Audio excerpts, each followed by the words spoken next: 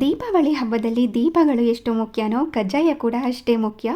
ಇದನ್ನು ಮಾಡ್ಕೊಳ್ಳೋದಕ್ಕೆ ಈ ಕಪ್ನಲ್ಲಿ 2 ಕಪ್ನಷ್ಟು ಅಕ್ಕಿನ 10 ಗಂಟೆಗಳ ಕಾಲ ನೆನೆ ಹಾಕಿ ನೀರನ್ನೆಲ್ಲ ಶೋಧಿಸಿ ಈ ರೀತಿ ಕಾಟನ್ ಬಟ್ಟೆ ಮೇಲೆ 1 ಗಂಟೆಗಳ ಕಾಲ ಡ್ರೈ ಆಗೋದಕ್ಕೆ ಬಿಡಬೇಕು. ಸ್ವಲ್ಪ ಅಕ್ಕಿ ಹಸಿ ಇರೋವಾಗಲೇ ಮಿಕ್ಸಿ ಜಾರ್ಗೆ ಹಾಕಿ ಇದನ್ನು ಪೌಡರ್ ಮಾಡಿಕೊಂಡು ಈ ಥರ ಜರಡಿ ಇಟ್ಕೊಂಡು ಈ ರೀತಿ ಪ್ರೆಸ್ ಮಾಡಿ ಉಂಡೆ ಮಾಡಿದ್ರೆ ಈ ಥರ ಇರಬೇಕು.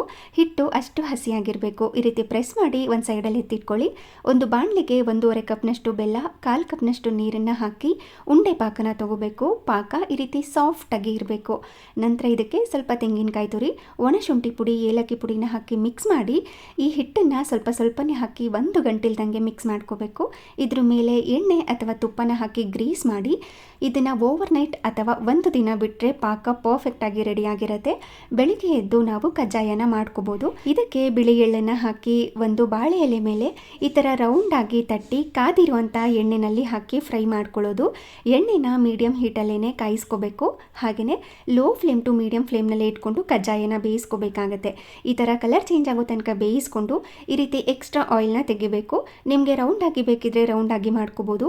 ಇಲ್ಲ ಅಂದರೆ ಮಧ್ಯದಲ್ಲಿ ಈ ರೀತಿ ಹೋಲ್ ಮಾಡಿಕೊಂಡು ಈ ಥರ ಕೂಡ ಕಜ್ಜಾಯನ ಮಾಡ್ಕೋಬೋದು. ಈ ದೀಪಾವಳಿ ಹಬ್ಬಕ್ಕೆ ಈ ಕಜ್ಜಾಯನ ಒಮ್ಮೆ ಟ್ರೈ ಮಾಡಿ.